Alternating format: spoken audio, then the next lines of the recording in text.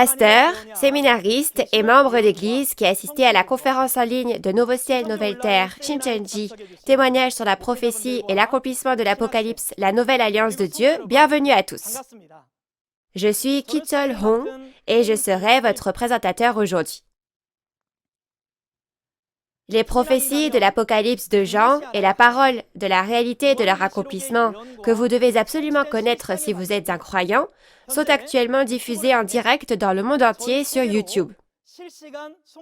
La conférence en ligne de Nouveau Ciel, Nouvelle Terre, Shincheonji, qui explique clairement l'Apocalypse, qui était considéré comme difficile à comprendre jusqu'à maintenant, attire l'attention non seulement des croyants, mais aussi celle des pasteurs.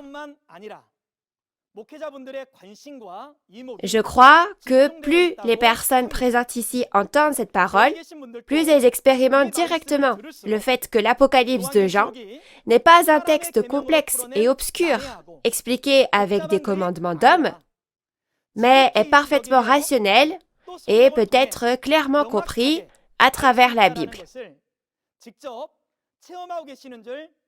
J'espère que ce temps aujourd'hui sera un temps de grâce et d'amour pour donner à boire à nos esprits assoiffés de la parole de Dieu. Nous allons donc commencer par la prière. Nous allons prier avec le même cœur. Dieu le Père, envers qui nous sommes reconnaissants, nous vous remercions de nous avoir permis d'organiser la conférence en ligne de Nouveau Ciel, Nouvelle Terre, Shincheonji dans le monde entier aujourd'hui sur le témoignage de la prophétie et de l'accomplissement de l'Apocalypse, la nouvelle alliance de Dieu. Et nous vous rendons gloire de la grâce que vous nous avez fait d'être avec nous. Comme vous l'avez prophétisé dans Apocalypse 22:16, le pasteur promis, le président de Nouveau Ciel, Nouvelle Terre, Shincheonji et les 12 chefs de tribu qui ont appris du président, envoyé par Jésus du Nouveau Testament aux églises, témoigne clairement des prophéties de tous les chapitres de l'Apocalypse et de la parole de la réalité accomplie.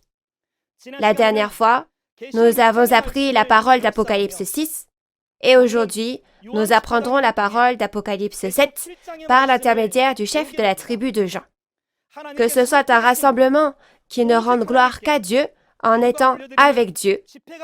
Veuillez être avec le chef de la tribu de Jean, qui est en charge de donner la parole, afin que la parole du secret du royaume des cieux dans Apocalypse 7 puisse être clairement témoignée par la puissance du Saint-Esprit et en donnant une grâce et un amour infini à tous les pasteurs, séminaristes et à tous les fidèles présents. Faites-en un temps précieux pour que nous puissions réaliser et recevoir la grâce. Que ce soit un moment béni pour rendre gloire à Dieu seul en étant rempli du Saint-Esprit et de la parole. Nous avons prié au nom de Jésus. Amen.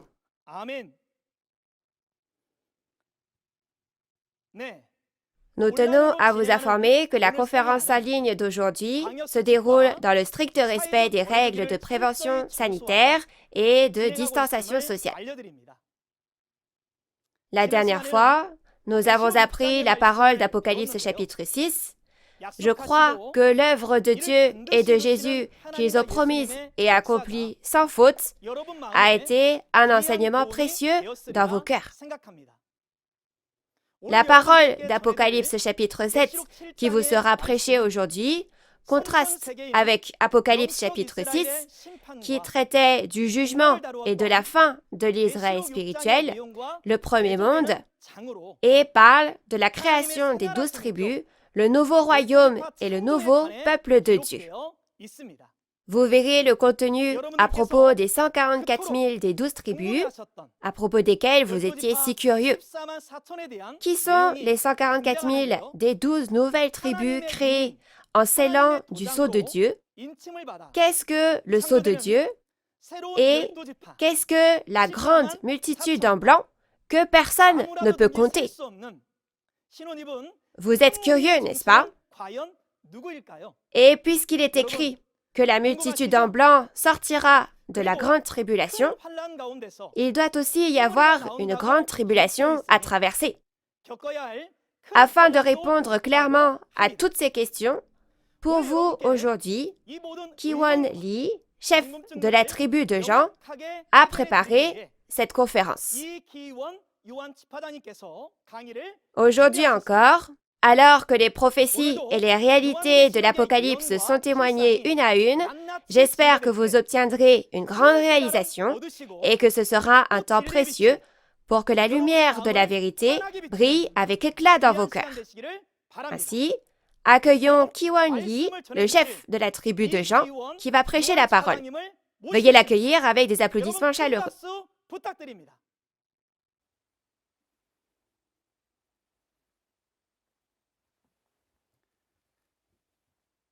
Bonjour, je suis Ki-won Lee, établi au nom de Jean, et aujourd'hui, je vais enseigner Apocalypse 7 à la suite de ce que nous avons vu la dernière fois.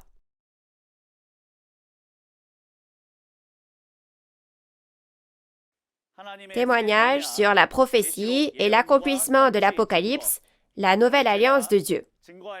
La parole dont je témoignerai aujourd'hui sera le contenu du chapitre 7 de l'Apocalypse. Quand on regarde le titre du chapitre 7 de l'Apocalypse, ce serait les 12 tribus de la nouvelle Israël spirituelle nouvellement créée. Si vous regardez le titre, il est écrit « nouvellement créé », n'est-ce pas? Cela a le sens de créer à nouveau, parce que quelque chose qui a été créé auparavant n'était pas bon. Ainsi, aujourd'hui, Dieu crée à nouveau le royaume et le peuple de Dieu, et ce sont les 12 tribus de la nouvelle Israël spirituelle mentionnées dans Apocalypse 7 aujourd'hui. Donc, si le dessein de Dieu dans les 66 livres de la Bible et dans l'Apocalypse pouvait être résumé en un mot, ce serait la création d'un nouveau royaume et d'un nouveau peuple, les 12 tribus. Ça, c'est le but final de Dieu. Je vais vous parler du déroulement du contenu d'Apocalypse 7. Tout d'abord, dans Apocalypse 6, le soleil, la lune et les étoiles ont été jugés. Je sais que vous l'avez bien appris la dernière fois à travers le chef de la tribu de Thomas. Donc, malheureusement, le tabernacle de Dieu, le temple du tabernacle et ses fidèles ont mangé les viandes sacrifiées aux idoles données par les Nicolaïtes et ont commis l'impudicité et sont devenus un avec le pasteur de Satan. Et au final, ils sont devenus la propriété de Satan et se sont cachés dans les cavernes, les montagnes et les rochers des païens. À cause de cela, le temple du tabernacle de Dieu et ses fidèles ont été jugés et détruits. Résultat, ce n'était pas seulement la fin d'une église, mais la fin d'une ère. Le royaume et le peuple de Dieu ont maintenant donc disparu. C'est pourquoi Dieu doit à nouveau créer le royaume et le peuple de Dieu. Et c'est ce que nous verrons dans le chapitre 7 aujourd'hui. Dans ces 12 tribus, ce nouveau royaume et ce nouveau peuple, d'abord, les 144 000 scellés sont créés. Et si vous regardez dans Apocalypse 7, versets 9 à 14, vous verrez une multitude vêtue de vêtements blancs que personne ne pouvait compter. Ces personnes, au temps de la fin, sont les enfants de Dieu qui sont choisis, le peuple de Dieu. Alors maintenant, lisons ensemble Apocalypse 7, versets 1 à 4, et je vais vous parler de ce contenu. Nous allons lire. Après cela, je vis 4 anges debout aux 4 coins de la terre. Ils retenaient les 4 vents de la terre, afin qu'il ne souffle point de vent sur la terre, ni sur la mer, ni sur aucun arbre. Et je vis un autre ange, qui montait du côté du soleil levant, et qui tenait le sceau du Dieu vivant. Il cria d'une voix forte aux 4 anges à qui il avait été donné de faire du mal à la terre et à la mer, et il dit, « Ne faites point de mal à la terre, ni à la mer, ni aux arbres, jusqu'à ce que nous ayons marqué du sceau le front des serviteurs de notre Dieu. » Et j'entendis le nombre de ceux qui avaient été marqués du sceau, 144 000 de toutes les tribus des fils d'Israël. Vous avez bien lu? Le premier mot qui apparaît dans Apocalypse 7, verset 1, c'est « après cela ». Donc, c'est ce qui permet de montrer ce qui précède et ce qui suit un événement. Ce que nous appelons cela, c'était l'événement d'Apocalypse chapitre 6. Comme je l'ai dit au début, le soleil, la lune et les étoiles ont été jugés et ont disparu. Le peuple de Dieu, appelé le premier ciel et la première terre, a disparu, n'est-ce pas? Ces événements sont l'accomplissement des paroles de Matthieu 8, verset 12. Les fils du royaume seront jetés dans les ténèbres du dehors, où il y aura des pleurs et des grincements de dents.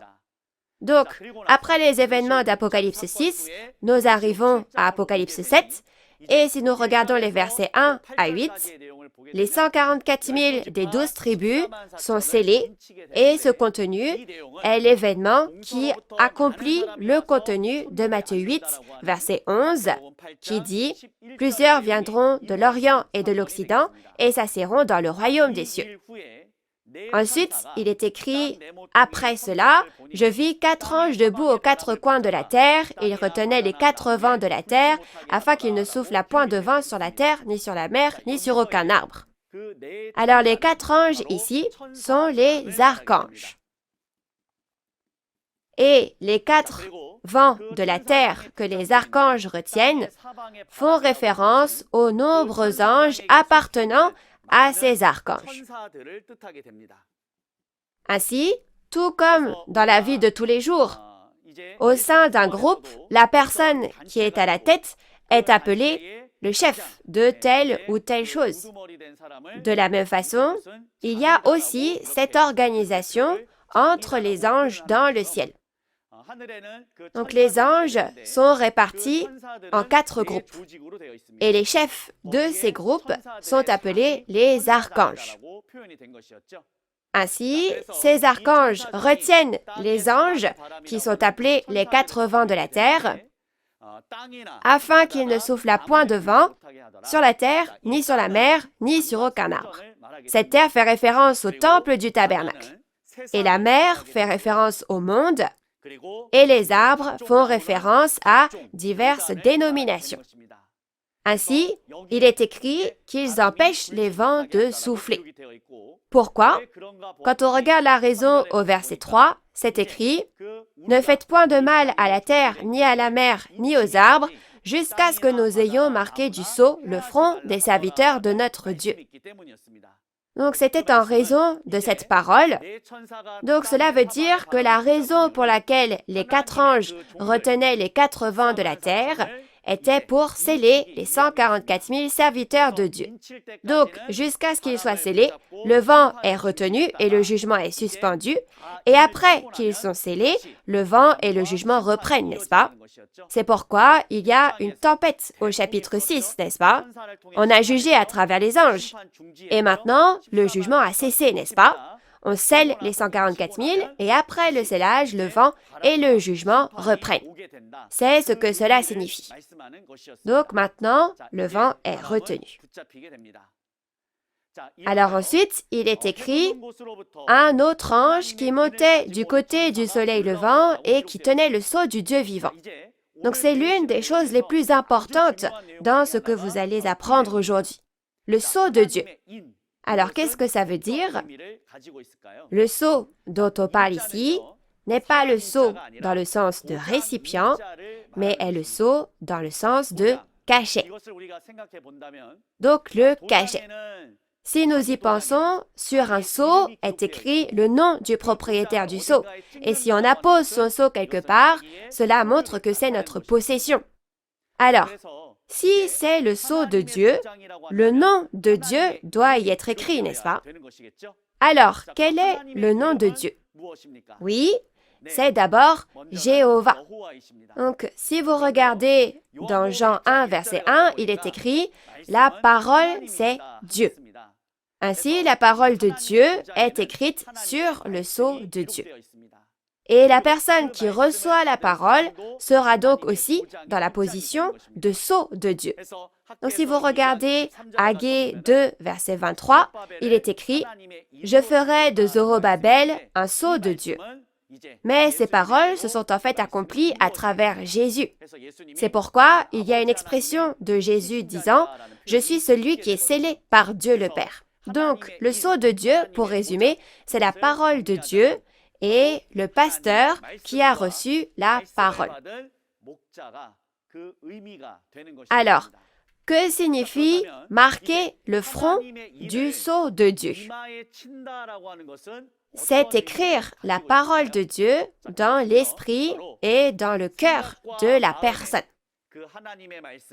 Donc si l'on compare cela à un sceau, cela signifie apposer un sceau sur quelqu'un. Donc c'est graver quelque chose sur cette personne, n'est-ce pas? C'est donc graver la parole de Dieu dans l'esprit et le cœur, l'y écrire. C'est ce que signifie le fait de sceller. Alors, voyons maintenant ce que signifie être scellé du sceau de Dieu. Reconnaître la parole de Dieu et écrire la parole de Dieu dans mon esprit et dans mon cœur, c'est le sens de « je suis scellé ». Ainsi, comme vous pouvez le voir, il y a le sceau de Dieu et le sceau de Dieu, le fait d'écrire cette parole dans l'esprit et dans le cœur, c'est le sens d'être scellé. Donc, je vous enseigne maintenant la parole de cet apocalypse de Dieu. Alors, si vous regardez cela en vous basant sur ce que nous venons d'apprendre, je suis en fait en train de sceller. Et si vous, qui écoutez, reconnaissez cette parole et l'acceptez, vous êtes dans la position d'être scellé. Vous comprenez? Ce n'est pas difficile. Alors, un ange, ensuite, apportant le sceau de Dieu, est venu du côté du soleil levant et a dit « Jusqu'à ce que nous ayons marqué du sceau le front des serviteurs de notre Dieu. » Alors, là où le soleil se lève ici, le soleil représente Dieu. Dans Psaume 84, verset 12, ainsi, l'endroit où le soleil se lève indique le lieu où l'œuvre de Dieu a lieu, le lieu de l'accomplissement de l'Apocalypse. Il est dit que l'ange qui apporte le sceau de Dieu a pour mission de sceller. Ainsi, quand il dit « nous », il fait référence à ceux qui scellent, puisqu'il dit « jusqu'à ce que nous ayons marqué du sceau le front des serviteurs de notre Dieu ». Alors, ce « nous » fait référence d'abord à l'ange qui apporte le sceau de Dieu, bien sûr.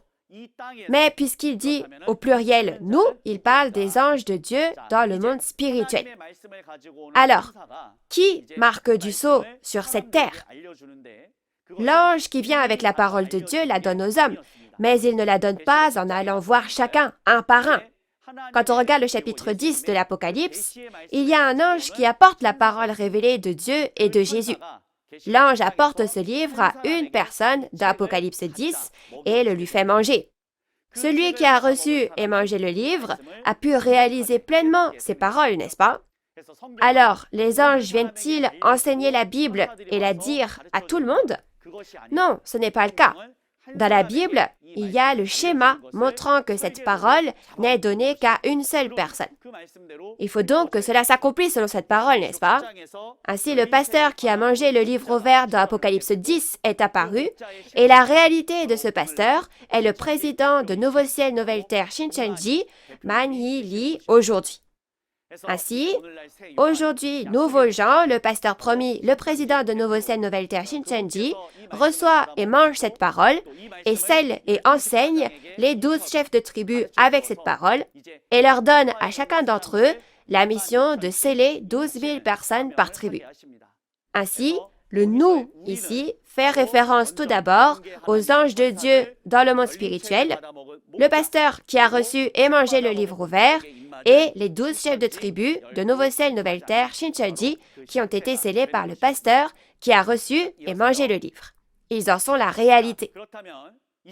Alors ensuite, s'il y a le sceau de Dieu, à l'inverse, il y a aussi le sceau, le cachet de Satan. Donc, quand vous recevez le sceau de Dieu, vous appartenez à Dieu, mais à l'inverse, si vous recevez le sceau de Satan, vous devenez la propriété de Satan. C'est pourquoi il ne faut absolument pas recevoir le sceau de Satan. Alors, plutôt que l'expression « sceau de Satan », le sceau de Satan est décrit comme la marque de Satan dans Apocalypse 13. La parole de Dieu est inscrite sur le sceau de Dieu, mais les paroles de Satan, c'est-à-dire le mensonge, la fausse vérité, sont inscrites sur le sceau de Satan, bien sûr. Si nous regardons dans le chapitre 13 de l'Apocalypse, la fausse vérité a été présentée sous la forme du 666. Alors vous apprendrez cela en détail avec le chef de tribu qui donnera la conférence sur cette parole d'Apocalypse 13. Et dans tous les cas, n'oubliez jamais que nous ne devons jamais recevoir la marque de Satan, la fausse vérité de Satan, sinon on devient la possession du diable. Ne dites pas Amen à n'importe quelle parole, mais j'espère que vous pourrez être scellés avec la parole de vérité. Alors le sceau de qui devrions-nous recevoir? Bien sûr, le sceau de Dieu. La marque de Satan, le cachet de Satan, en un mot, c'est le 666. Il ne s'agit en aucun cas d'un code barre. La marque de Satan, c'est la fausse vérité. Si nous acceptons et reconnaissons cette fausse vérité dans notre cœur, nous devenons la possession de Satan. Et résultat, on va dans les temps de feu et de soufre en enfer. Mais le but de la vie de foi, c'est le royaume des cieux et la vie éternelle. Alors, pouvons-nous aller en enfer après avoir vécu toute une vie de foi? Par conséquent, nous devons être marqués du sceau de Dieu, du cachet de Dieu, c'est-à-dire recevoir la parole de vérité de Dieu. Donc j'espère que nous tous, les pasteurs, séminaristes et fidèles bien-aimés, deviendrons la possession de Dieu et que nous accueillerons Dieu et vivrons au royaume des cieux pour toujours. Quel est le but de notre foi? Est-ce l'argent? Est-ce le pouvoir? L'autorité? Non. Comme le dit 1 Jean chapitre 5 verset 13, le but de notre foi est de méditer vraiment la Bible et le seul but de croire en Dieu et en Jésus doit être le royaume des cieux et la vie éternelle. La manière d'y parvenir est bien écrite dans la parole de la Bible. Par conséquent, j'espère que nous tous, vous et moi, nous serons scellés du sceau de Dieu, la parole de vérité. Alors, si c'est le cas, on veut recevoir le sceau de Dieu, mais qu'est-ce? Donc si vous me demandez quel est le sceau de Dieu, alors je vais vous répondre. Le sceau de Dieu, le cachet de Dieu que nous devrions recevoir aujourd'hui, alors c'est la nouvelle alliance dont Jésus a parlé dans Luc 22, 14 à 20 et Hébreux 8, 10 à 12. Nous devons avoir cette parole en nous. Et pour décrire la nouvelle alliance simplement, en un mot, c'est l'Apocalypse. Alors, qu'est-ce que la nouvelle alliance? C'est exact, c'est l'Apocalypse de Jean. Cette Apocalypse de Jean a été écrite comme une révélation, en vision, soit une prophétie il y a 2000 ans, mais maintenant, elle s'est accomplie dans la réalité et c'est pourquoi je peux en témoigner comme ça. Ainsi, écrire la prophétie de l'Apocalypse, son accomplissement et sa réalité physique dans notre esprit et notre cœur, c'est le sceau de Dieu que nous devons recevoir aujourd'hui. Ainsi, à travers cette conférence sur l'Apocalypse, j'espère vraiment que tous les pasteurs et tous les croyants bien-aimés auront un temps précieux pour être scellés. Donc je vous le dis encore une fois, le sceau de Dieu que nous devons recevoir aujourd'hui, c'est la nouvelle alliance, soit la prophétie de l'Apocalypse de Jean et sa réalité. Maintenant, nous allons lire Apocalypse 7, versets 5 à 8. Au verset 4, le nombre de serviteurs scellés est donné. C'est écrit que ce sont les 144 000 de chacune des 12 tribus. Alors vérifions ce contenu des versets 5 à 8. Nous allons lire. De la tribu de Juda, 12 000 marqués du sceau.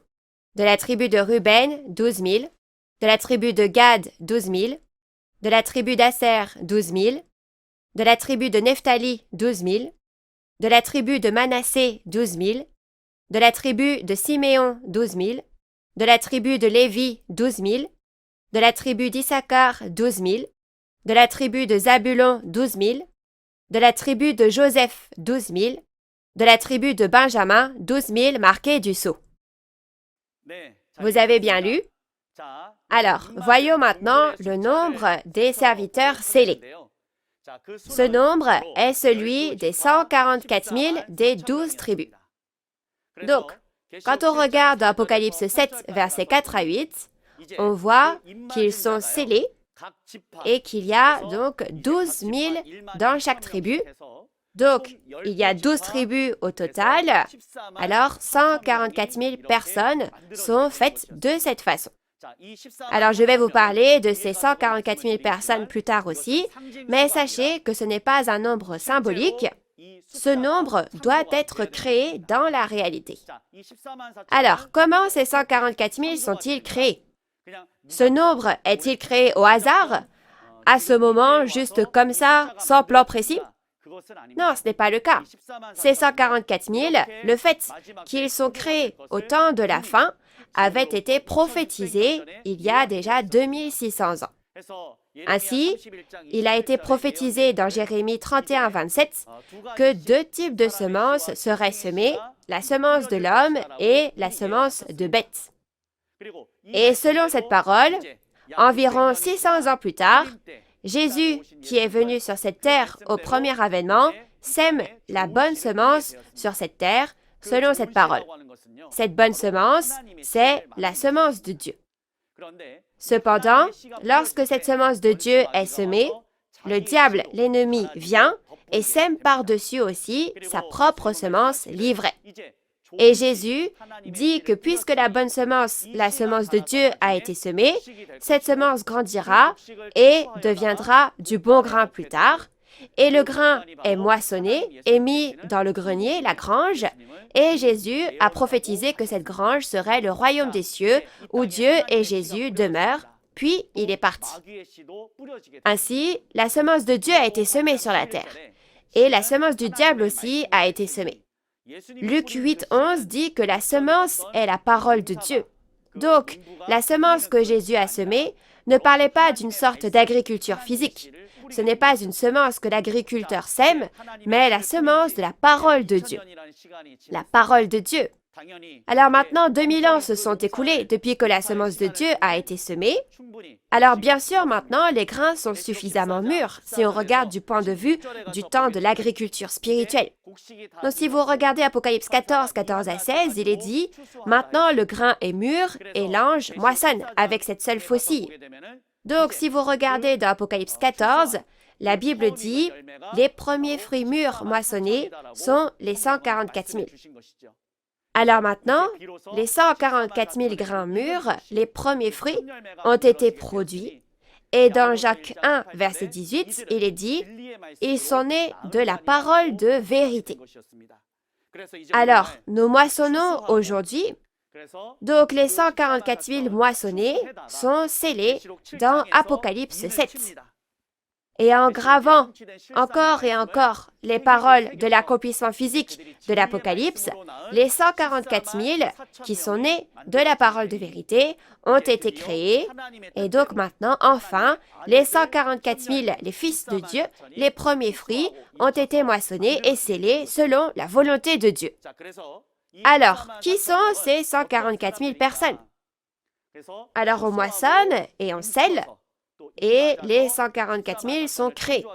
Donc, ils sont ceux qui ont reçu le sceau de Dieu avec la nouvelle alliance, l'Apocalypse. La loi de Dieu, mentionnée dans Hébreux chapitre 8, qui dit de graver la loi de Dieu dans son esprit et dans son cœur, c'est graver la parole de l'Apocalypse dans ses pensées et dans son cœur, bien sûr. Alors, puisque c'est gravé, bien sûr, vous pouvez l'enseigner à quelqu'un. Ainsi, ils doivent accomplir la mission de pasteur de la nouvelle Israël spirituelle au sein de la nouvelle nation de Dieu. De plus, comme le disent les paroles d'Apocalypse 22, ce sont les serviteurs de Dieu qui régneront comme des rois, c'est-à-dire qui rempliront la mission de prêtre, de pasteur au siècle des siècles. Ainsi, ces 144 000 remplissent la mission de prêtre qui enseigne la parole dans le royaume de Dieu. Donc j'espère que vous vous souviendrez bien de ce point-là. Ce sont vraiment des personnes bénies, n'est-ce pas? Cela a été prophétisé il y a 2500 ans et en réalité aujourd'hui, ils sont devenus les fils de Dieu qui sont nés de la semence de Dieu. Ils sont donc le peuple qui reçoit les plus grandes bénédictions. Alors, ceux qui sont scellés. Comment donc savoir si on est scellé ou non? juste en disant « Ah, je suis scellé, est-on scellé pour autant ?» Par exemple, comment savons-nous à l'école si un élève connaît la réponse à un problème de maths? Ou, pour utiliser les termes d'aujourd'hui, s'il l'a écrit dans son esprit et dans son cœur. S'il dit « Ah oui, je sais bien », alors est-ce que c'est bon, mais est-ce qu'il sait? Non, n'est-ce pas? Bien sûr, on passe un examen. Alors, seulement, les vraies capacités de la personne seront révélées, n'est-ce pas? Donc, aujourd'hui, à Nouveau Ciel, Nouvelle Terre Shincheonji, il y a l'accomplissement physique de ces choses à travers les examens pour voir si oui ou non, nous avons vraiment écrit la Nouvelle Alliance, l'Apocalypse, cette parole, dans notre esprit et dans notre cœur. Ainsi, les 12 tribus de Shincheonji ont passé un examen pour accomplir la Nouvelle Alliance, comme ceci, et la photo que vous voyez montre les membres d'une certaine tribu ou d'une certaine église portant des vêtements blancs et agenouillés devant le trône de Dieu et passant un examen sur la parole de l'Apocalypse. Par conséquent, j'espère que tous ceux d'entre nous qui écoutent verront bien que dans le monde entier, cet accomplissement physique et cette réalité sont apparus de cette manière uniquement dans les 12 tribus de Shincheonji. Alors ensuite, si vous regardez dans Apocalypse 7, versets 5 à 8, que nous venons de lire, vous verrez qu'il y a 12 tribus. Quand on regarde les noms des 12 tribus, ce sont les noms des 12 fils d'Israël qui sont écrits. Alors, les noms de ces tribus seront-ils utilisés tels quels aujourd'hui ou contiennent-ils une autre volonté profonde de Dieu? Alors, je vais vous parler de ces choses. Donc, les noms des tribus de ce nouveau royaume et de ce nouveau peuple, la nouvelle Israël spirituelle, les noms des 12 tribus, s'écrivent avec les noms des 12 disciples de Jésus. Alors, dans la référence, ce sont les noms des 12 fils de Jacob dans l'Ancien Testament qui sont écrits. Mais en réalité, aujourd'hui, ce sont les noms des 12 disciples de Jésus qui sont utilisés.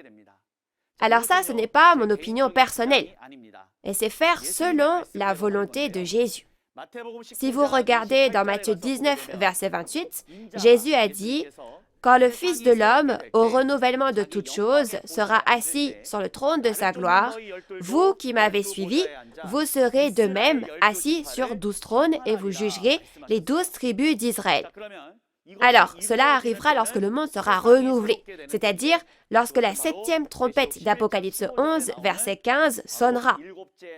À ce moment-là, le monde passera du royaume du monde au royaume de Dieu. Alors en ce temps-là, vous, les 12 qui m'avez suivi, les 12 disciples, je vous donnerai le pouvoir de juger les 12 tribus d'Israël qui seront apparues en ce temps-là. C'est ce que Jésus leur a dit. Alors le problème est qu'il y a 2000 ans, les disciples de Jésus ont été martyrisés et sont morts. Ils n'ont donc plus de corps maintenant. Alors comment peuvent-ils régner sur les 12 tribus qui sont créées sur cette terre? La réponse est la suivante. Si on regarde dans Apocalypse 21, verset 14, il est dit que les 12 disciples sont les 12 pierres de fondation. Dans la ville sainte du monde spirituel, la Nouvelle Jérusalem, le royaume des cieux, les 12 disciples de Jésus sont les 12 pierres de fondation. Et le royaume de Dieu descend sur cette terre. Il est écrit, la ville sainte, la Nouvelle Jérusalem, descend sur le nouveau ciel et la nouvelle terre. Ainsi, maintenant qu'elle descend sur cette terre, les noms des disciples descendront sur cette terre telle qu'elle aussi. Donc, bien évidemment, le nom des 12 tribus devrait être donc les 12 tribus où les noms des disciples sont écrits. Par conséquent, l'esprit et la chair doivent devenir un. Comme lorsqu'on nomme un récipient, on le nomme selon quoi? Il sera nommé en fonction de son contenu, n'est-ce pas? Ainsi, s'il contient du riz, cela devient un bol de riz. S'il contient de la soupe, alors il devient un bol de soupe. Et si c'est de la sauce soja qui est versée, alors c'est un bol de sauce soja. Donc le nom du récipient change en fonction de son contenu. Ainsi, les esprits des disciples entrent dans les chairs qui sont sur cette terre, qui sont donc comme un trône, et vivent ensemble. Donc, bien sûr, c'est l'esprit qui va déterminer le nom de la tribu. Ainsi, aujourd'hui, les 12 tribus de Nouveau Ciel, Nouvelle Terre, Shincheonji sont les 12 tribus de la nouvelle Israël spirituelle. Les 12 tribus ont été nommées d'après les noms des 12 disciples. Ainsi, il y a la tribu de Jean, la tribu de Pierre, la tribu de Jacques, la tribu d'André, la tribu de Thaddée, la tribu de Philippe, la tribu de Simon, la tribu de Barthélemy, la tribu de Matthieu, la tribu de Matthias, la tribu de Jacques, la tribu de Thomas. Ce sont les noms des 12 tribus d'après les noms des 12 disciples. Donc c'est l'œuvre de l'accomplissement physique, n'est-ce pas? Maintenant, alors, pourquoi y a-t-il dans la référence les noms des 12 tribus de l'Ancien Testament? Donc cela fait référence à la restauration du royaume de Dieu, Israël, que Dieu voulait accomplir à l'origine. Alors ensuite, aujourd'hui, les 12 disciples qui sont morts il y a 2000 ans existent maintenant sous forme d'esprits. Ces esprits deviennent un avec la chair des 12 chefs de tribus qui ont été établis sur cette terre. L'esprit et le corps deviennent un, et sur cette terre, ensemble, ils gouvernent les 12 tribus de la nouvelle Israël spirituelle, les 12 tribus de Nouveau-Ciel, Nouvelle Terre, Shincheonji. Ils règnent et ils jugent. Ainsi, aujourd'hui, le trône des 12 tribus de Nouveau-Ciel, Nouvelle Terre, Shincheonji a été formé. C'est l'accomplissement physique qui a seulement eu lieu à Nouveau-Ciel, Nouvelle Terre, Shincheonji et qui ne peut être trouvé nulle part ailleurs dans le monde. Ainsi, le 14 mars 1995, au stade public de Suwon, les 12 chefs de tribu ont été établis. Et en établissant les 12 chefs de tribu comme ça, il y a réellement eu cette organisation du trône. Alors, je veux que vous sachiez que c'est une réalité qui n'existe qu'à Nouveau-Ciel, Nouvelle Terre, Shincheonji et qui ne peut être trouvée nulle part ailleurs dans le monde. Maintenant, nous allons lire Apocalypse 7, versets 9 à 14. Après cela, je regardais, et voici, il y avait une grande foule que personne ne pouvait compter, de toute nation, de toute tribu, de tout peuple et de toute langue. Ils se tenaient devant le trône et devant l'agneau, revêtus de robes blanches et des palmes dans leurs mains. Et ils criaient d'une voix forte en disant, « Le salut est à notre Dieu qui est assis sur le trône et à l'agneau. » Et tous les anges se tenaient autour du trône et des vieillards et des 4 êtres vivants, et ils se prosternèrent sur leurs faces devant le trône, et ils adorèrent Dieu, en disant « Amen, la louange, la gloire, la sagesse, l'action de grâce, l'honneur, la puissance et la force soient à notre Dieu au siècle des siècles. Amen. » Et l'un des vieillards prit la parole et me dit « Ceux qui sont revêtus de robes blanches, qui sont-ils, et d'où sont-ils venus? » Je lui dis « Mon Seigneur, tu le sais. » Et il me dit « Ce sont ceux qui viennent de la grande tribulation. Ils ont lavé leurs robes, et ils les ont blanchies dans le sang de l'agneau. » Vous avez bien lu. Alors encore une fois, le premier mot qui apparaît au chapitre 7, verset 9, c'est « après cela ». Ne l'avons-nous pas vu plus tôt au verset 1 du chapitre 7? Alors, que s'est-il passé avant le verset 9? Comme je vous l'ai dit, depuis le début, donc il y a eu la création des 144 000, n'est-ce pas? Donc maintenant, cela.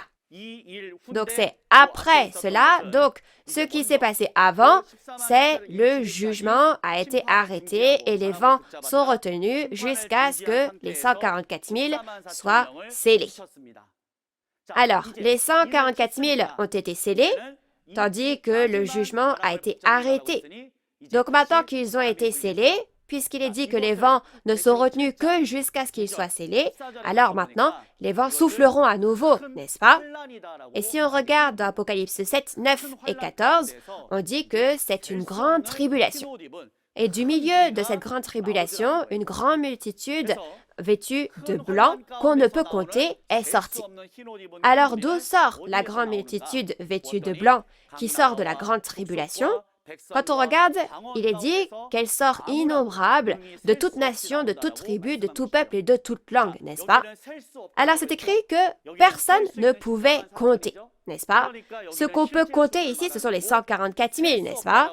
Donc on parle d'un nombre réel ici que l'on peut compter, mais quand on dit que personne ne pouvait compter, cela veut dire qu'il y en a tellement qu'on ne peut pas compter. Mais alors pourquoi tant de gens viennent-ils de toute nation, de toute tribu, de tout peuple et de toute langue? Alors la nation, c'est l'Église, la tribu, c'est la dénomination, le peuple représente les membres d'Église et la langue, c'est la doctrine. Comme 1 Pierre, chapitre 2, verset 9, parle d'un sacerdoce royal, Tout comme un roi gouverne un royaume, c'est un prêtre comme un roi, un pasteur qui gouverne l'Église. Et de la même façon, selon la même logique, parmi les églises, les dénominations, les membres d'église et les doctrines, il est dit qu'un nombre de personnes innombrables vient maintenant au trône de Dieu. Alors, que peut bien donc signifier cette grande multitude en blanc? Quand nous disons des vêtements blancs, des robes blanches, on ne parle pas réellement de vêtements blancs. Mais le fait de parler de vêtements blancs, en fait, les vêtements, ce sont les vêtements du cœur. C'est pourquoi seul le sang de Jésus peut laver les vêtements du cœur, selon l'expression qui dit que le cœur donc est rendu blanc et pur. Donc c'est pourquoi il est dit que le cœur lavé par le sang de Jésus et les œuvres justes sont des vêtements blancs. Comme le dit Jean 15, verset 3, « Vous êtes purifiés par les paroles que je vous ai dites. » Donc seules les paroles de Jésus, soit le sang de l'agneau, peuvent nous purifier de nos péchés et de nos souillures. Et alors seulement nos péchés disparaissent et nous devenons saints, et alors seulement serons-nous qualifiés pour vivre avec Jésus et Dieu. Ainsi, ces innombrables personnes qui ont été purifiées par les paroles de Jésus viennent devant le trône de Dieu et de l'agneau avec des palmes dans leurs mains. Donc cette parole s'accomplira, n'est-ce pas? Donc si on regarde quel genre de personnes sont cette grande multitude en blanc, de chacune de ces dénominations appelées nations, tribus, peuples et langues, ce sont les personnes qui comprennent la parole de Dieu et sortent donc de chaque dénomination. Donc de chaque dénomination. Ils sortent de chaque dénomination en disant « Ah, vraiment, maintenant, ces paroles de Jésus sont vraies. » Alors, ils viennent à la nouvelle Israël spirituelle. Après avoir entendu les paroles des 12 tribus, ils se disent « Ah, cette parole est vraie !» Et finalement, ils sortent de chaque dénomination et viennent à la nouvelle Israël spirituelle. Donc cette multitude en blanc, ce ne sont pas les pasteurs. Elle fait référence donc au peuple et aux fidèles. Ainsi, les 144 000 se référaient aux pasteurs, puisque ce sont ceux qui sont scellés, et la multitude en blanc, elle, afflue en nombre incalculable plus tard, lors de la grande tribulation, c'est-à-dire après cela. Après avoir entendu la parole révélée de Nouveau Ciel, Nouvelle Terre, Shincheonji, les 12 tribus de la nouvelle Israël spirituelle, ces personnes ont réalisé « Ah, ces paroles sont vraies !» Et elles affluent, mais en tant que peuple, en tant que fidèles. Donc, veuillez bien faire la différence entre les deux concernant cette partie-là. Et alors, où est devant le trône de Dieu et de l'agneau, où se rassemble donc l'innombrable multitude vêtue de blanc?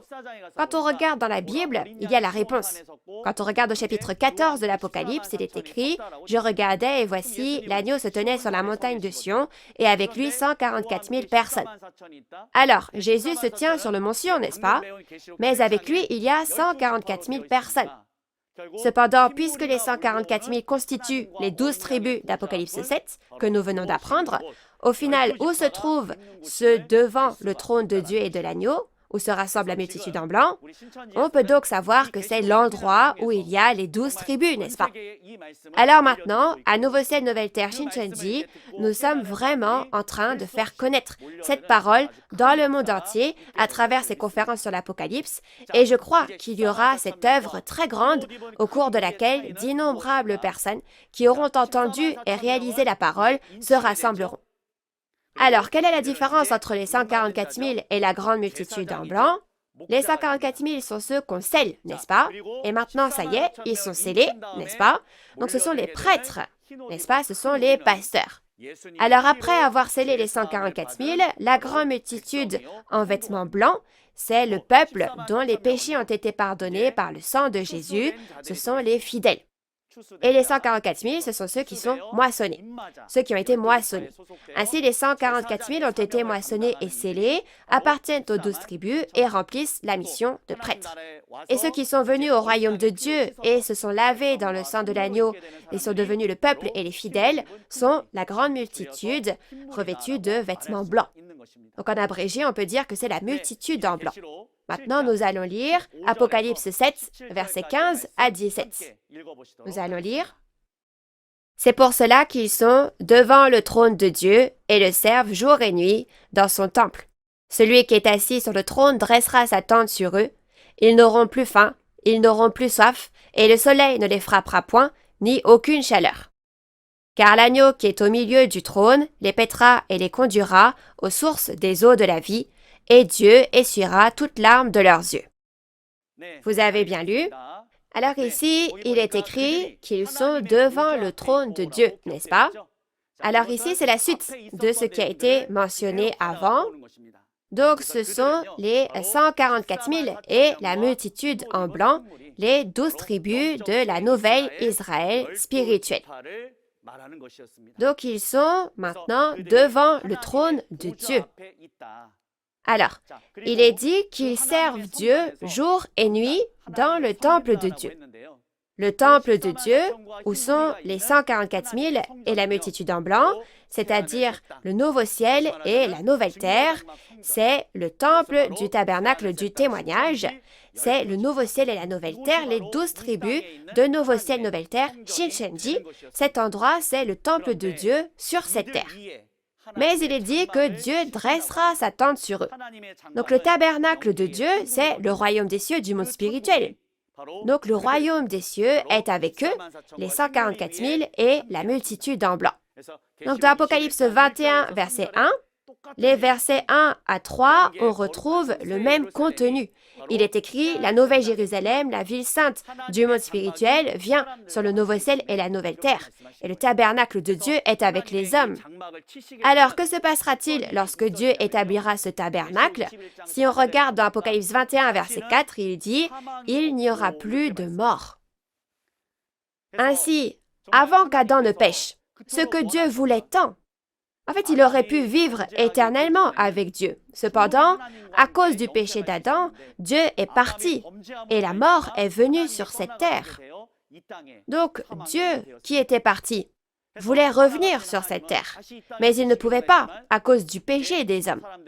Mais maintenant, tous les plans de Dieu ont été accomplis et comme Dieu revient enfin aujourd'hui, l'œuvre de restauration de toutes choses aussi s'accomplit. Alors maintenant, le dessein de Dieu, le royaume des cieux et la vie éternelle s'accompliront. Par conséquent, la tente, le tabernacle de Dieu est maintenant dressé sur eux. Et ces paroles s'accomplissent aujourd'hui. Bien-aimés, nous devons croire ces paroles. Jésus, qui est venu sur cette terre il y a 2000 ans, a également annoncé la vie éternelle. Préférez-vous vivre ou préférez-vous mourir? L'espoir de tout le monde est de ne pas mourir, et c'est aussi la volonté de Dieu. Ainsi, clairement, dans la Bible, Dieu et Jésus ont prophétisé cette parole, qu'il n'y aura plus de mort, et ils accomplissent forcément selon ces paroles. Donc j'espère que vous croirez en ces paroles. Ensuite, il a dit, maintenant, l'agneau est notre berger, et donc maintenant l'agneau nous conduit aux sources des eaux de la vie. Alors, l'eau de la vie signifie donc la parole de vie qui donne la vie éternelle. Alors, cette parole de l'eau de la vie, bien sûr, l'eau doit avoir une source d'où elle sort, n'est-ce pas? C'est-à-dire qu'il doit y avoir une source d'eau de la vie. Et c'est le trône de Dieu et de l'agneau, Jésus, qui est cette source. C'est la fontaine d'où sort la parole de vie. Donc, dans ce cas, le pasteur qui est avec Dieu et Jésus est aussi la source de la parole, donc comme une fontaine sur cette terre. Ainsi, le pasteur qui prêche la parole de vie, celui qui vint aujourd'hui, devient la réalité de la source d'eau de la vie, n'est-ce pas? Ainsi, Jésus nous conduit à la source de l'eau de la vie et de plus, ceux qui ont reçu la parole de l'eau de la vie maintenant, le soleil ne les frappera point, ni aucune chaleur. Ils ne reçoivent jamais donc la marque de la fausse vérité du diable. Ils ne sont pas trompés par les paroles du diable et ils vont au royaume des cieux en gardant les paroles de Dieu et de Jésus jusqu'à la fin. Donc c'est ce que dit cette parole. Donc de cette façon, nous avons vu le contenu d'Apocalypse chapitre 7. Et maintenant, laissez-moi vous donner la conclusion. Alors, il n'y a que les 12 tribus de la nouvelle Israël spirituelle qui sont le peuple promis dans la Bible, ceux qui appartiennent à Dieu, le peuple de Dieu promis dans la Bible. Ce n'est pas ma parole, mais le contenu du chapitre 7 de l'Apocalypse que nous avons appris aujourd'hui. Par conséquent, si on ne fait pas partie des 144 000 de la nouvelle Israël spirituelle et de la multitude en blanc, on devient des personnes qui n'ont absolument rien à voir avec Dieu. Alors, bien-aimés, j'espère vraiment que nous appartiendrons aux 12 tribus de la nouvelle Israël spirituelle et le peuple céleste, le peuple du ciel, de Dieu, qui sera sauvé et reconnu par Dieu. La foi, c'est le chemin qui suit la Bible. Ce n'est pas en faisant les choses automatiquement, comme je veux, que le Seigneur comprendra mon cœur. Ce n'est pas le cas. Dans Matthieu 7, Jésus a dit, « Ceux qui me disent Seigneur, Seigneur, n'entreront pas tous dans le royaume des cieux, mais celui-là seul qui fait la volonté de mon Père qui est dans les cieux. » Donc, telle est la volonté de notre Dieu, la volonté de Jésus. Aujourd'hui, j'espère que nous pourrons tous comprendre pleinement les paroles de l'Apocalypse afin de pouvoir tous aller au royaume des cieux et vivre avec Dieu pour toujours.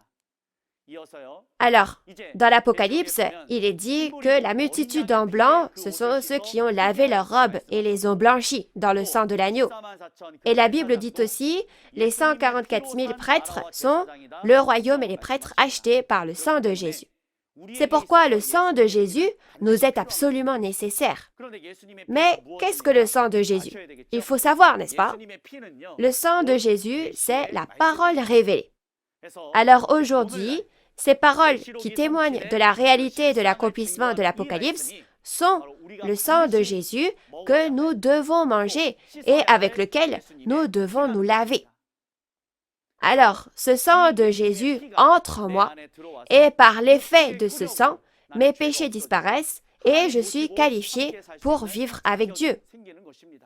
Donc aujourd'hui, j'espère qu'à travers cette parole révélée, le sang de Jésus, nous pourrons tous être pardonnés de nos péchés et devenir tous les enfants de Dieu. Chers pasteurs et séminaristes et les nombreux fidèles, depuis combien de temps attendons-nous le second avènement de Jésus? Et depuis combien de temps attendons-nous que la nouvelle alliance de Jésus s'accomplisse? C'est pourquoi, aujourd'hui, je vous témoigne ces paroles qui se sont accomplies. Le temps est venu, et maintenant, les paroles du secret du royaume des cieux que Dieu a lui-même écrites, les paroles de l'Apocalypse qui ont été gardées par Dieu jusqu'à ce jour, quand le moment est venu, il les a données à Jésus, et quand Jésus a ouvert le livre, un par un, il a accompli toutes les paroles écrites dans ce livre. Et chaque fois qu'il les a accomplies, il a montré toutes les réalités qui apparaissaient à une seule personne. Et c'est aujourd'hui le pasteur promis, le président de Nouveau Ciel, Nouvelle Terre, Shincheonji, le représentant de Nouveau Ciel, Nouvelle Terre, Shincheonji. Ainsi, ce pasteur a vu et entendu tout l'accomplissement de l'Apocalypse, et il était sur les lieux où l'Apocalypse a été accompli. Il connaît donc toutes choses, n'est-ce pas? Et Jésus a donné le livre à manger à ce pasteur dans Apocalypse 10 et l'a envoyé pour témoigner de ce qu'il a vu et entendu aux églises. Comme dans la parole d'Apocalypse 22:16, « Moi, Jésus, j'ai envoyé mon messager aux églises pour qu'il témoigne de ces choses, c'est-à-dire les réalités accomplies de tous les chapitres de l'Apocalypse. » Ainsi, de la même façon, maintenant, le pasteur promis est en première ligne et s'unit aux 12 chefs de tribu pour témoigner de l'Apocalypse. Ainsi, aujourd'hui, cette Apocalypse est entièrement ouverte. C'est le livre de vie qu'il faut connaître et il est dit que si vous ajoutez au retranché à ce livre, vous ne pourrez pas aller au royaume des cieux.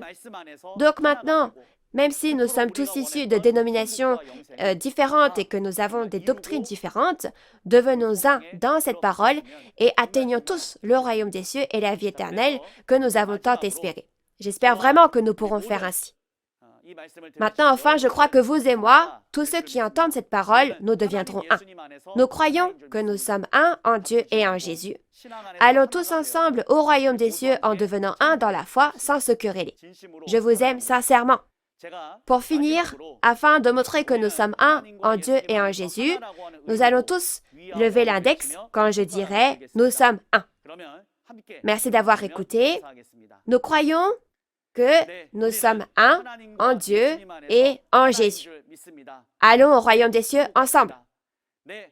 Nous sommes un. We are one. Merci.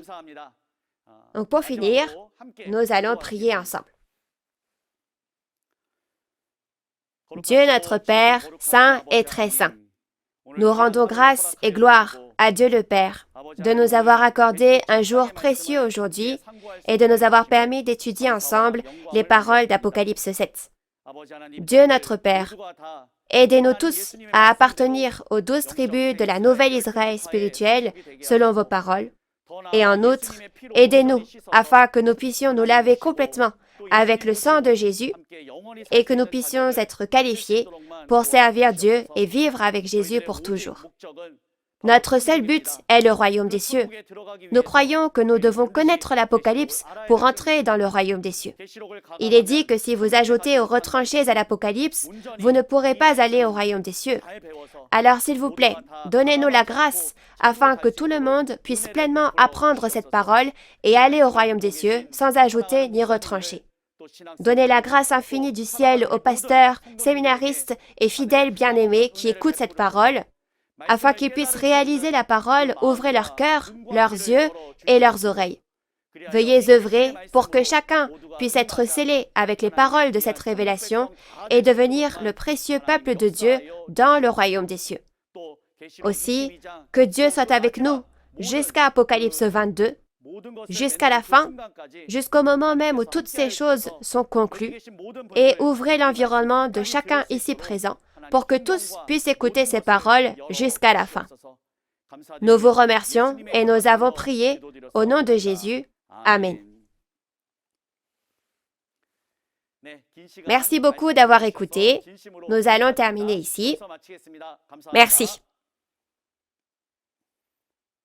Lorsque la première trompette est sonnée, de la grêle et du feu mêlés de sang tombent sur la terre et un tiers de la terre et des arbres sont brûlés. En raison de ce contenu, certaines personnes disent que c'est une bombe nucléaire.